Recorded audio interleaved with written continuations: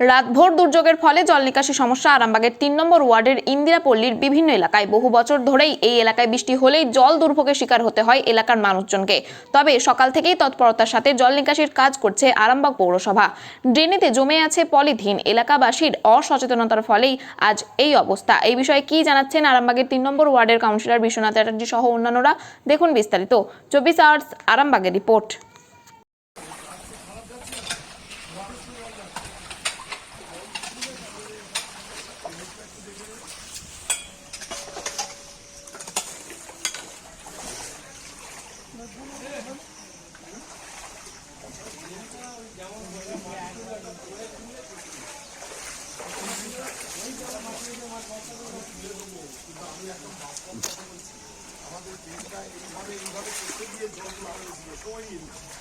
জল যে বেরোচ্ছে না জানা, আমি তোমাকে বলছি এই মুহূর্তে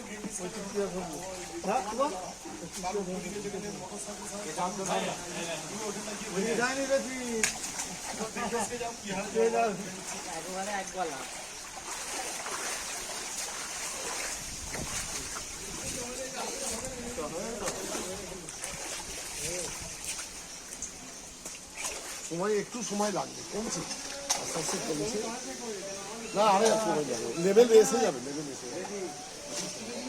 এই মুখটা একটু দেখে দেবো।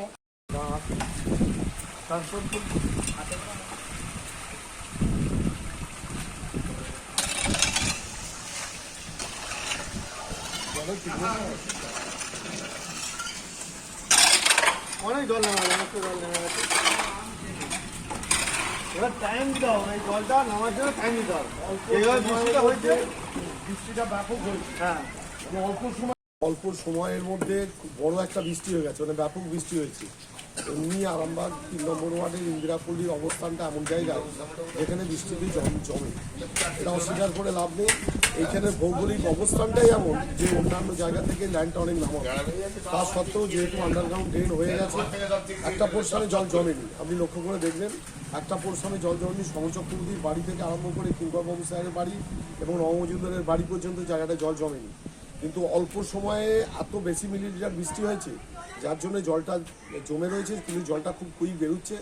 আমরা সকাল থেকেই আমি রয়েছি এবং গ্রেট ইস্টার্নের যেটা আমাদের লেআউট ৩ নম্বর ওয়ার্ডে, ওই জায়গাটাতে আমি নিজে গেছি, ওখানে গিয়েও দেখে এসেছি জল ভালো বেরোচ্ছে। একটু সময় দিতে হবে, সময় দিলে এটা মানুষকে। আর একটা সব থেকে বড়ো কথা কি জানেন, মানুষ নিজে যদি না কনসাস হয়, অর্থাৎ পলিথিন প্রত্যেকটা ড্রেনের মুখে জমছে। এই দেখুন এইখানে এই পলিথিনগুলো এই মুখটা থেকে বেরোলো, এই জাস্ট এরকম বিভিন্ন জায়গায় পলিথিনের ড্রেনের মুখ জমে যাচ্ছে, তাতে আমাদের জল বেরোচ্ছে না, জল বেরোতে সময় লাগছে। মানুষ যদি কনসাস হয়, তারা যদি মনে করে যে আরামবাগ শহরকে আমরা পরিষ্কার রাখবো, দেখবেন আমাদের অতটা চাপ হবে না, আমাদের পক্ষে চাপ হবে না। এই জন্য আমি প্রথমেই আপনাদের এই চ্যানেলের মাধ্যমে অনুরোধ করবো, পলিথিন জাতীয় দ্রব্য যেন ড্রেনে কোনোভাবে না ফেলা হয়। আপনার ওয়ার্ডে কোথায় কোথায় জল জমে? আমার ইন্দিরাপল্লী যেখানটায় হয়, ইন্দিরাপল্লীর একটা পোর্শন পরিষ্কার হয়ে গেছে, সেখানে আর জল জমে না। আর একটা পোর্শন বাকি আছে, আগামী দিনে খুব শীঘ্রই কাজটা হয়ে গেলে দেখবেন ইন্দিরাপল্লীর জলমুক্ত অনেকটাই হয়ে যাবে। কখন বেরিয়েছিলেন? আমি 5:30 থেকে করছি। আপনার পরিচয়? আমার ৩ নম্বর ওয়ার্ডের কাউন্সিলর, আমার নাম বিশ্বনাথ চ্যাটার্জি। কাল রাত থেকে হঠাৎ করেই তো একদম অবিশ্রান্ত বৃষ্টি, যেমনি বজ্রগর্ভ মেঘের ডাটুনি আর সেরকম বৃষ্টি। তো তার ফলে আমাদের ৩ নম্বর ওয়ার্ড এমনিতেই অন্য জায়গা থেকে নিচু জায়গা এটা, তার ফলে জলমগ্ন হয়ে পড়েছিল। কিন্তু একদম ভোর থেকেই কাউন্সিলর তার তৎপর হয়ে সমস্ত জায়গাতে লোকজন নিয়ে ড্রেন পরিষ্কার করে ফেলার ফলে আর হয়তো আর 10-15 মিনিটের মধ্যে সব জায়গায় আস্তে আস্তে আস্তে আস্তে যাতায়াতযোগ্য হয়ে যাবে। এর বিরুদ্ধে তো কিছু করার নেই, প্রাকৃতিক দুর্যোগ। তবে সবচেয়ে বড় অভিযোগ যেটা, সেটা হচ্ছে মানুষের সচেতনতা এতটুকু নেই। তারা যত খুশি পলিথিন আর আবর্জনা সেগুলো এখানে ফেলে দিয়ে চলে যাচ্ছে, ড্রেনের মুখ বন্ধ হয়ে যাচ্ছে। প্রতিদিন সকালবেলা বাঁশি বাজিয়ে লোক আসছে, কিন্তু মানুষের এতটুকু কোনো চেতনা নেই যে তারা এই কাজটুকু করবে। তাদের নিজেদের নিজে জমিয়ে রেখে হাতে দেবে সেইটুকু ধৈর্য তাদের নেই, যেখানে খুশি তারা যত্রতত্র ফেলে দিয়ে চলে যাচ্ছে।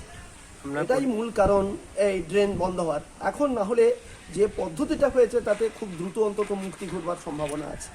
আপনার পরিচয়? আমার নাম সমরেন্দ্রনাথ চক্রবর্তী।